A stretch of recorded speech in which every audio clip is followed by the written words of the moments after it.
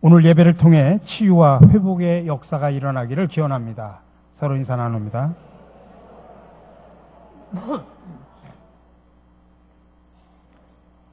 전에 한번 아시시의 성자 프란체스코에 대한 일화를 말씀드린 적이 있습니다. 프란체스코는 제자들과 함께 3주 동안 금식을 하게 됩니다. 금식을 해본 사람들은 알겠지만 금식하다 보면 배가 너무 고파가지고 오직 자나깨나 음식 생각만 납니다. 3주 동안 금식을 하면서 배가 고파질 대로 고파진 우리 제자들이 어느 날 길을 가다가 길거리에서 죽을 파는 사람을 만났습니다. 그때 한 제자가 본능적으로 뛰어가서 죽을 막 퍼먹는 것이었습니다. 너무나 순간적으로 일어난 일이었습니다. 그러자 다른 제자들은 말합니다. 너는 파물이다. 너는 끝났다 하면서 그 죽을 개걸스럽게 먹는 제자를 경멸하는 눈으로 바라봤습니다. 그리고 갑자기 분위기는 싸늘해졌습니다. 다른 제자들은 정신없이 죽을 먹고 있는 그 제자들을 우두커니 서서 바라보고 있을 뿐 아무도 입을 열 수가 없었습니다. 근데 한참 동안 죽을 개걸스럽게 먹던 그 제자는 잠시 후에 제정신이 돌아오자 자신이 먹고 있던 죽을 질질 흘리면서 어찌할 줄을 몰라 했습니다. 근데 이 어색한 분위기를 깬 사람은 다름 아닌 프란체스코 선생이었습니다. 갑자기 프란체스코도 죽을 파는 사람에게 가서 죽 한 그릇을 달라고 해서 그것을 그때부터 막 개걸스럽게 퍼먹기 시작을 합니다. 아무 말도 하지 못하고 우두커니 서 있던 제자들은 더 다시 한번 깜짝 놀라게 됩니다. 그때 프란체스코가 제자들에게 말합니다. 여러분, 실은 나도 무척 배가 고픕니다. 그러니 오늘 이 시간부로 금식을 끝냅시다. 자, 그러니 여러분들도 와서 함께 맛있게 죽을 먹읍시다. 사실 그때 당시 프란체스코는 금식을 포기할 만큼 죽을 먹고 싶었던 것은 아니었습니다. 그럼에도 불구하고 그는 금식 명령을 어기고 죽을 먹어버린 그 한 제자를 건져내기 위해서 금식을 끝냈던 것입니다. 그는 그 실수한 제자를 바라보면서 나무라거나 책망하는 그런 방법으로 교육하기보다는 사랑의 방법으로 그 제자를 품어 안았던 것입니다. 비록 스승으로서의 우염은 땅에 떨어지고 그의 자존심은 망가졌음에도 불구하고 프란체스코는 실수한 제자를 사랑으로 품는 방법을 선택을 한 것입니다. 예수님께서도 이미 사람들에게 손가락질 당하는 사람들을 품기 위해서 자기 자신이 망가지는 것을 감수한 적이 있습니다. 예수님께서는 세리와 친구들과 함께 식사를 하셨습니다. 예수님 당시에 세리들과 함께 식사한다고 하는 것은 이건 보통 일이 아니었습니다. 왜냐하면 세리들은 그때 당시에 유대인들이 가장 싫어하는 사람들 중에 한 사람이었기 때문입니다. 왜 그러냐면 그들은 로마에 빌붙어서 세금을 걷기 위해서 자기 민족들을 착취하고 힘들게 했던 민족의 반역자들이었습니다. 그래서 세리를 길거리에서 만나게 되면 절대로 쳐다보지 않고 그냥 지나쳐 버렸습니다. 세리를 인간 이하의 쓰레기로 여기는 그런 시대였습니다. 근데 예수님께서 그들과 함께 한자리에 앉아서 식사를 합니다. 그러자 경건한 바리새인과 서기관들이 난리가 났습니다. 어찌하여 예수님이 세리와 죄인들과 함께 식사를 하느냐 하면서 예수님의 제자들에게 따지기 시작을 합니다. 그때 예수님께서 그 말을 듣고 이렇게 말씀하셨습니다. 마가복음 2장 17절입니다. 예수께서 들으시고 그들에게 이르시되 건강한 자에게는 의사가 쓸데없고 병든 자에게라야 쓸데있느니라. 나는 의인을 부르러 온 것이 아니요 죄인을 부르러 왔노라. 이 말씀은 주님께서 이 땅에 오신 목적을 분명하게 가르쳐주는 말씀입니다. 주님께서는 인간 취급받지 못하는 세리와 죄인들이나 귀신 들린 사람이나 열병에 걸린 사람이나 하다못해 나병에 걸린 사람까지도 다 사랑으로 품으셨습니다. 나병, 문둥병이라고도 표현하죠. 지금은 옛날보다는 인식이 많이 좋아져서 그렇습니다만은 예수님 당시의 그 나병은 저주받은 병으로 인식되었습니다. 특별히 유대인들에게서 나병이라고 하는 것은 하나님으로부터 벌을 받아가지고 생긴 병이라고 유대인들은 그렇게 생각했던 것입니다. 나병은 악성 피부병입니다. 피부에 부스럼이 나고 얼룩이 생기고 털이 희게 되고 감염된 자리가 우묵하게 들어가기도 합니다. 심하면 막 살이 썩어 들어가기도 하고 손가락, 발가락이 문드러지면서 떨어져 나갑니다. 그리고 나병은 더럽고 또 전염이 되는 병입니다. 그래서 나병 환자들은 건강한 사람들과 함께 살 수가 없고 공동체로부터 쫓겨나가지고 저 산속의 동굴 같은 곳에서 살아야 됩니다. 그러다가 사람이 가까이 오면 멀리 자기 자신이 피하면서 부정하다, 부정하다 그렇게 소리 지르면서 다른 사람들이 자기에게 가까이 오는 것을, 접근하는 것을 못하게 해야 했습니다. 또 아무리 사랑하는 남편이나 아내나 부모나 자식이라고 할지라도 나병에 걸리면 떨어져 살 수밖에 없습니다. 성전에 접근하는 것도 금지되었고 회당 예배에도 참석할 수 없습니다. 그래서 그때 당시에는 나병 환자와 이혼에도 무방했고 사랑하는 가족과 외면당하며 살 수밖에 없었습니다. 그러니 나병에 걸린 사람은 육체적인 고통도 고통이지만 그것보다 더 큰 고통은 정신적인 고통입니다. 사랑하는 사람, 가까운 모든 사람과 격리되어 살아가야 되는 그 고독감, 소외감, 절망감이 더욱 컸습니다. 근데 오늘 본문 12절 말씀해 보니까 어느 날 그 나병 환자가 예수님을 찾아왔습니다. 12절의 말씀입니다. 예수께서 한 동네에 계실 때 온몸에 나병 들린 사람이 있어 예수를 보고 엎드려 구하여 이르되 주여 원하시면 나를 깨끗하게 하실 수 있나이다. 오늘 본문에 등장하는 이 나병 환자는 보통 심각한 상태가 아닙니다. 피부 어느 한 부분에만 나병 증세가 있는 게 아니라 누가 봐도 금방 나병 환자인 만큼 온몸에 나병이 번질 만큼 중증의 나병 환자입니다. 근데 그런 몸을 가지고 지금 주님께 찾아왔다고 표현합니다. 근데 여러분, 이 사건이 이 나병 환자에게는 정말 위험한 상황입니다. 왜냐하면 당시에 나병 걸린 사람이 동네로 들어오면 사람들은 그를 돌로 쳐 죽여도 무방했습니다. 그러니 이 나병 환자는 잘못하다가는 돌에 맞아 죽을 수 있음에도 불구하고 지금 그 위험을, 생명의 위험을 무릅쓰고 지금 주님 앞에 왔다는 이야기입니다. 여러분, 이것은 믿음 없이는 불가능한 일입니다. 주님께서는 모든 약한 것, 모든 병을 고칠 수 있다고 하는 확실한 믿음이 그에게 있었습니다. 사랑으로 모든 사람을 품어주시는 그 주님에 대한 믿음, 주님 앞에 나가기만 하면 주님께서 자신의 모든 문제를 해결해 주시겠다고 하는 그런 믿음이 그에게 있었습니다. 그 믿음이 그로 하여금 담대하게 내가 돌에 맞아 죽을 그런 생명의 위협의 상황 속에서도 주님 앞에 나올 수밖에 없었습니다. 근데 여러분, 이 나병 환자의 사건이 누가복음 17장에도 또 등장을 합니다. 여기는 한 명이지만은 누가복음 17장에는 우리가 너무나 잘 알고 있는 10명의 나병 환자들입니다. 누가복음 17장 11절에서 13절에 보니까 10명의 나병 환자들이 주님 앞에서 어떻게 행동했는지 거기 표현하고 있습니다. 예수께서 예루살렘으로 가실 때 사마리아와 갈릴리 사이로 지나가시다가 한 마을에 들어가시니 나병 환자 10명이 예수를 만나 멀리 서서 소리를 높여 이르되 예수 선생이며 우리를 불쌍히 여기소서. 오늘 10명의 나병 환자들이 어떻게 행동하고 있는 모습을 보여주고 있습니까? 주님 앞에 나왔습니까? 주님 앞에 엎드려 경배했습니까? 아닙니다.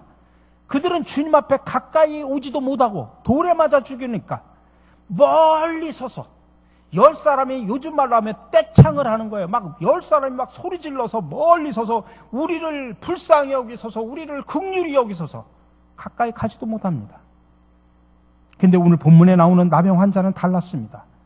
멀리 서서 소리를 지르고 고쳐달라고 했던 이 10명의 나병 환자들하고는 달리 주님께 가까이 나왔습니다. 그리고 주님 앞에 꿇어 엎드렸습니다. 왜요? 그에게는 주님에 대한 믿음이 있었기 때문입니다. 예수님을 단순히 선생으로 알고 우리를 긍휼히 여겨달라는 그 10명의 나병 환자들하고는 달리 예수님을 온 인류를 구원하여 하기 위해 오신 주님으로 그렇게 믿었던 것입니다. 그래서 주여 원하시면 나를 깨끗하게 하실 수 있나이다 그렇게 말한 것입니다. 비록 그의 병은 불치의 병이지만 온몸에 나병이 걸려 있지만 그럼에도 불구하고 예수님은 자신의 병을 고칠 수 있는 분이라고 굳게 믿고 지금 예수님 앞에 나왔던 것입니다. 잘못하다가는 돌에 맞아 죽을 수도 있지만은 그럼에도 불구하고 그 믿음이 있었기 때문에 그는 주님 앞에 나올 수 있었습니다. 우리가 여기서 한 가지 알 수 있는 것은 믿음이 바로 용기의 근원이 된다는 것입니다. 믿음이 있으니 용기를 가질 수 있다는 이야기입니다. 여러분, 여러분에게도 무슨 장애가 있습니까? 무슨 질병이 있습니까? 무슨 문제가 있습니까? 어떤 난관이 여러분들 앞에 놓여 있습니까? 낙심하거나 포기하지 마시기 바랍니다. 최악의 상황에 넘어 계신 그 하나님을 믿음으로 바라보시기를 바랍니다. 내가 돌에 맞아 죽을 그런 위험한 상황임에도 불구하고 믿음으로 주님을 찾았던 이 나병 환자처럼 여러분들 주님을 찾으시기를 바랍니다. 주님께서는 우리가 안고 있는 다양한 문제의 해답을 갖고 계십니다.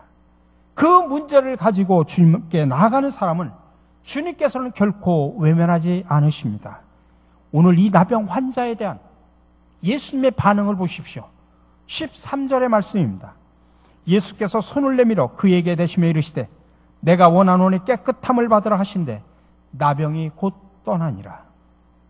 믿음을 가지고 찾아온 나병 환자를 예수님이 어떻게 대하십니까? 예수님도 똑같이 돌을 들어서 쳐 죽이려고 했습니까?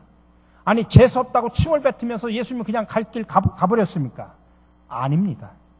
주님께서는 손을 내밀어 나병 환자에게 대셨습니다. 예수님도 얼마든지 율법으로 대할 수 있으셨지만은 율법대로 하지 않으셨습니다. 율법의 잣대가 아닌 사랑의 법을 예수님은 선택을 하셨습니다. 미국 남북 전쟁 때의 일입니다. 북군 병사들이 전후에 시체를 메고 그 묻을 곳을 찾아 헤매다가 천주교에 가서 천주교 신부를 찾아가서 동료의 시체를 교회 묘지 안에다 묻게를 해달라고 요청을 합니다. 그러자 신부가 묻습니다. 그 죽은 사람이 영세를 받았느냐? 아니에요. 영세받지 않았습니다. 그러자 신부가 고개를 가로저으면서 영세를 받지 않았다면 죽은 시체를 교회 묘지 안에다가 안치할 수 없습니다 하면서 거절을 합니다. 하는 수 없이 이 병사들은 동료 시체를 교회 묘지 밖에다가 가매장을 하고 나중에 우리가 전쟁이 끝나면 찾아가겠다고 신부님한테 간절히 요청해서 신부님의 허락을 받았습니다. 이제 전쟁이 끝난 후에 병사들이 돌아와서 동료의 시체를 찾으려고 가매장한 그 곳을 가보니까 이 가매장한 묘지가 없어져 버렸습니다. 그래서 신부를 찾아가서 물었습니다. 신부님, 저희들 기억하시죠? 요전에 신부님의 허락을 받고 교회 묘지 밖에다가 우리가 가매장을 했는데 그 시체를 찾으러 왔는데 시체가 없는데 어쩐 일입니까? 나중에 알고 보니까 그 신부는 병사들이 돌아가고 나서 밤새도록 고민하다가 다음날 아침 일어나자마자 묘지 울타리를 더 넓게 옮겼답니다. 묘지 울타리를 그 가매장한 묘 밖으로 넓게 둘러쳐버린 겁니다. 그래서 그 병사의 시체는 교회 묘지 안으로 결국 들어오게 된 것입니다. 영세받지 않은 사람의 시신을 교회 묘지에 묻는 것은 교회법의 위반이기 때문에 교회 묘지에 묻게 해달라고 하는 병사들의 부탁은 거절했지만 그 신부는 밤새도록 율법이냐 사랑이냐 이것을 고민하다가 결국에는 사랑의 법을 따랐다고 하는 것입니다. 오늘 본문을 보면 주님께서는 율법의 잣대, 율법의 법을 따르지 아니하시고 사랑의 법을 선택하셨습니다. 그래서 나병 환자를 만난 주님께서는 사랑으로 그 나병 환자를 안아주시고 그에게 손을 내미셨습니다. 그냥 형식적으로 한 것이 아닙니다. 오늘 이 말씀이 마가복음 1장에도 나오는데 거기에는 이 똑같은 본문에 한 단어가 첨가되어 있습니다. 마가복음 1장 41절에 보니까 예수께서 불쌍히 여기사 손을 내밀어 그에게 대시며 이르시되 내가 원하노니 깨끗함을 받으라. 여기에는 불쌍히 여기셨다는 말을 더 포함하고 있습니다. 이 불쌍히 여기셨다는 말의 본뜻은 뭐냐면 주님의 마음이 긍휼히 여기는 사랑의 심정으로 가득 찼다라고 하는 뜻입니다. 우리가 자녀들을 키우면서 자녀가 어디 아프고 자녀가 어렵고 자녀가 고통스러울 때 부모의 마음이 어떻습니까? 내 자녀의 아픔이 내 아픔이었으면, 자녀의 고통이 내 고통이었으면 하는 게 다 부모의 심정이지 않습니까? 부모의 애끓는 마음, 그런 마음입니다. 중국의 진나라 때 일입니다. 왕을 수행하던 한 신하가 원숭이 새끼를 붙잡아가지고 배로 데리고 왔습니다. 근데 어미 원숭이가 붙잡혀간 새끼를 따라서 계속 쫓아옵니다. 그래서 신하들은 배를 육지에서 얼른 띄워버렸습니다. 배가 강줄기를 따라 하류로 떠내려가자 이 어미 원숭이는 포기하지 않고 강 언덕을 따라서 슬피 울면서 나무 가시밭길을 언덕을 헤치고 계속 따라옵니다. 그래도 배는 아랑곳 없이 갑니다. 왕이 탄 배가 한 천리쯤 강줄기를 따라서 내려간 후에 어느 언덕에 가까이 대자 갑자기 어디서 나타났는지 어미 원숭이가 갑자기 배로 뛰어 들어오더니 그 자리에서 죽더랍니다. 하도 이상해서 신하들이 그 원숭이의 배를 갈라봤더니 새끼를 잃은 슬픔이 너무나 크고 안타까워서 어미 원숭이의 창자가 가닥가닥 끊어져 있더랍니다. 이때부터 참을 수 없는 그런 슬픔을 당할 때, 정말 창자가 끊어지도록 슬프다고 할 때, 그래서 단장이라는 말이 여기서부터 유래가 되었다는 이야기입니다. 그러니까 창자가 끊어지도록 고통스럽고 안타깝다라고 하는 말은 부모의 자식에 대한 애끓는 마음들을 표현하는 그런 말입니다. 오늘 예수님께서 그 나병 환자를 보시고 불쌍히 여기셨다는 것은 정말 예수님의 마음이 창자가 끊어지는 것 같은 그런 나병 환자가 당하는 그 아픔, 그 소외감, 그 고통을 예수님도 똑같이 느끼셨다는 이야기입니다. 몹쓸 전염병에 걸려 지금까지 다른 사람들로부터 거절당하고 스스로 사람을 피해서 격리되어 살아가야 되는 그 운명, 그 고독감, 그 외로움, 그 소외감을 예수님도 함께 창자가 끊어지는 아픔을 가지고 그래서 불쌍히 여겨 그에게 손을 내미신 겁니다. 그가 주여 원하시면이라고 하는 단서를 붙여 말했지만은 예수님께서는 그를 외면하지 않으셨습니다. 그 나병 환자의 그 두려운 마음, 그 고통, 그 외로움을 너무나 잘 알고 계셨습니다. 그렇기 때문에 예수님께서는 내가 원한다 그렇게 말씀만 한 것이 아니라 사랑의 눈길로 그를 안아주시고 품어주시고 손을 내밀어서 나병 환자의 상처를 위에 손을 대셨습니다. 내가 원하노니 깨끗함을 받으라. 그 즉시 나병이 깨끗해졌습니다. 더럽고 추한 몹쓸 나병으로 오랫동안 고통받던 그의 몸이 완쾌된 것입니다. 그래서 주님께서는 나병으로부터 치료받은 그에게 가장 먼저 가서 제사장에게 보이라고 말합니다. 율법에 기록된 대로 제사장에 가서 보여주고 이 나병이 깨끗하게 치료되었다는 것을 확인받으라는 것입니다. 그리고 하나님 앞에 감사 예물을 드리라고 말합니다. 그러면서 오늘 본문의 이야기가 끝납니다. 그러나 본문의 말씀은 나병 환자가 깨끗함을 받았다라고 하는 것으로 끝나는 것은 아니라는 사실을 아셔야 됩니다. 여기서 우리가 한 가지 놓쳐서는 안 될 것이 주님은 우리를 회복시켜 주시는 분임을 믿으시기 바랍니다. 이사야 30장 26절의 말씀입니다. 우리 다 같이 한 목소리로 우리가 믿는 하나님이 어떤 하나님인가를 고백하며 우리 이사야 30장 26절 같이 읽습니다. 여호와께서 자기 백성의 상처를 싸매시며 그들의 맞은 자리를 고치시는 날에는 달빛은 햇빛과 깨고 햇빛은 7배가 되어 7날의 빛과 같으리라. 아멘. 하나님께서는 당신의 백성들의 상처를 싸매주시는 분임을 믿으시기 바랍니다. 우리가 믿는 하나님은 내가 맞은 자리를 고쳐주시는 하나님인 줄로 믿으시기 바랍니다. 시편 147편 3절에 보면 상심한 자들을 고치시며 그들의 상처를 싸매시는 도다라고 표현합니다. 여기서 상심한 자라는 말은 마음의 상처를 말하는 것입니다. 육체 상처가 아닙니다. 그러니까 겉으로 드러나지 않는 우리의 마음의 상처까지도 치료해 주신다는 이야기입니다. 이처럼 하나님의 손은 치료하는 손임을 믿으시기 바랍니다. 그 손으로 우리의 육체 상처뿐만 아니라 우리의 마음의 상처까지도 하나님은 치료해 주시는 하나님, 치료해 주시는 손길을 우리에게 내미시는 하나님을 믿으시기 바랍니다. 그렇다면 여러분들의 손은 지금까지 어떻게 사용해 오셨습니까? 혹시 다른 사람을 회복시키는 데 사용하기보다는 다른 사람들을 넘어뜨리는 데 사용해 오지는 않으셨습니까? 여러분의 손을 가지고 다른 사람들을 치료하는 데 사용하기보다는 다른 사람들을 오히려 더 병나게 하는 데 사용하지는 않으셨습니까? 제가 어느 글에서 손 사용 10계명을 본 적이 있습니다. 그래서 여러분들에게 한번 소개를 해드리고 싶습니다. 어깨를 치는 데 사용하지 않고 두드리며 격려하는 데 사용하겠습니다.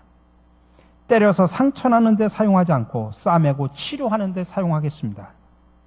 손을 내저 거부하는 데 사용하지 않고 따뜻하게 꼭 잡아주는 데 사용하겠습니다.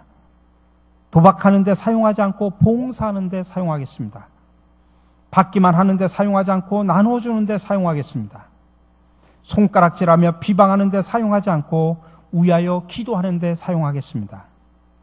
요행을 바라며 투기하는 데 사용하지 않고 열심히 일하는 데 사용하겠습니다. 어지르는 데 사용하지 않고 치우는 데 사용하겠습니다. 텔레비전 채널을 돌리는 데 사용하지 않고 책을 잡는 데 사용하겠습니다. 하나님이 주신 손이니 나를 위해 사용하지 않고 하나님을 위해 사용하겠습니다. 여러분, 이런 손사용 10계명이 여러분들의 삶 속에 적용되기를 간절히 바랍니다. 여러분, 하나님께서 주신 손으로 하나님을 위해 사용하는 저와 여러분들이 되시기를 바랍니다. 하나님께서 주신 손으로 다른 사람을 치유하고 회복하고 살리는 데 사용하는 저와 여러분들이 되시기를 간절히 바랍니다. 주님께서는 당신의 손으로 육체 상처뿐만 아니라 마음의 상처까지도 치료해 주셨습니다. 어그러진 육체를 고쳐주실 뿐만 아니라 남이 알지 못하는 그런 나의 마음의 상처까지도 치료해 주십니다. 그러니 여러분들에게 문제가 있습니까? 아픔이 있습니까? 상처가 있습니까? 우리를 사랑으로 품으시는 그 주님 앞으로 믿음으로 나아가시기를 바랍니다. 오늘 믿음으로 주님 앞에 나갔던 나병 환자처럼 우리도 믿음으로 주님 앞에 나가야 됩니다. 사랑하시되 포기하지 않으시고 끝까지 우리를 사랑하시는 그 하나님 앞으로 여러분 나오시기 바랍니다. 나병 환자를 외면하지 않으시고 고쳐주시는 주님께서는 우리의 깊은 상처를 만져주십니다. 우리의 심령을 깨끗하게 치료해 주십니다. 우리를 사랑으로 터치해 주셔서 우리를 새롭게 회복시켜 주십니다. 그 하나님과 항상 친밀한 교제를 나누시고 치유와 회복을 통해서 늘 승리의 삶을 살아가는 저와 여러분들이 되시기를 주님의 이름으로 간절히 축원합니다. 사랑으로 모든 사람을 다 품으시는 주님 앞에 나아가기만 하면 주님께서 우리의 모든 문제를 해결해 주심을 믿습니다. 그 믿음 때문에 우리는 담대히 주님 앞으로 나아올 수 있습니다. 주님께서는 율법의 잣대가 아닌 사랑의 손길로 나병 환자를 치유해 주신 것처럼 우리의 상처를 싸매어 주시는 분줄로 믿습니다. 이제 우리도 하나님께서 주신 손으로 다른 사람들을 치유하고 회복시키고 살리는 데 사용하는 하나님의 귀한 자녀들이 되게 하여 주시옵소서. 우리의 상처를 치유하시고 회복시키고자 이 땅에 오신 예수 그리스도의 이름으로 기도드립니다. 아멘.